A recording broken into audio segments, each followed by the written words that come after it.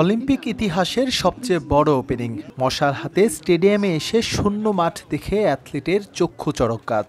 Paris Olympic উদ্বোধনের শুরুর চিত্রনাট্য ছিল ঠিক এমনই, যা দেখে হতাশা জন্ম নেবার আগেই ঘটনার মোড় ঘুরে যায় পুরো ৩৬০ ডিগ্রিতে। প্রখ্যাত ফরাসি আর্টিস্টিক ডিরেক্টর থমাস চলি ৪ ঘন্টার প্রোগ্রামে যে মুনশিয়ানা দেখিয়েছেন তা সত্যিই স্মৃতিপটে রয়ে যাবে বহুকাল। এবারই প্রথম অলিম্পিক উদ্বোধন প্রথার বাইরে গিয়ে স্টেডিয়ামের বাইরে উন্মুক্ত স্থানে, যার জন্য কত আলোচনা, সমালোচনা আর হুমকি ধমকি। তবে প্যারিস প্রশাসন যেন গো ধরে বসল। হাজারো সমস্যা পার করে সেইন নদী আর আইফেল টাওয়ারের পাদদেশে জন্ম নিল এক মহাকাব্যিক সূচনা। চমকে ঠাসা এই উদ্বোধনে প্রথম ধাক্কা দিয়ে যাবে জিনেদিন জিদানের উপস্থিতি। এরপর প্রতিটা পৃষ্ঠায় থ্রিল, সেইনে অ্যাথলিটদের প্যারেড, তার সঙ্গে স্ক্রিপ্ট আর লাইভের দুর্দান্ত সমন্বয়। মনের গহীন কোণে একটা প্রশ্ন চলে আসবে অবলীলায়, মানুষ এত মেধাবী হয় কি করে?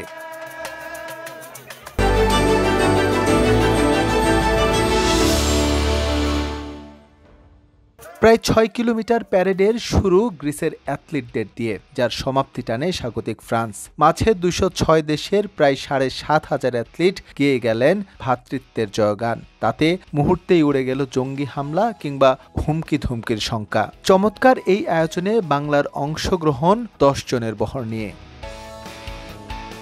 এদিন আইফেল টাওয়ার রং বদল করেছে ক্ষণে ক্ষণে, নীল, হলুদ, সোনালি, এক অঙ্গে যে কত রূপ। অনুষ্ঠান প্রাণবন্ত করে রাখে ৩,০০০ সংস্কৃতি কর্মী। মাঝে লেডি গাগা আর সিলেন ডিওনের পারফরমেন্স মুগ্ধতা ছড়িয়েছে পরতে পরতে।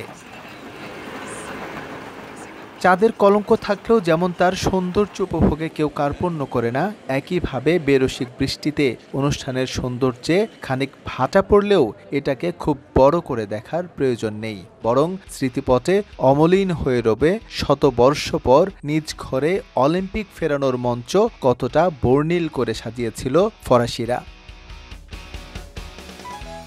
এস এম ইকবাল, সময় সংবাদ, প্যারিস।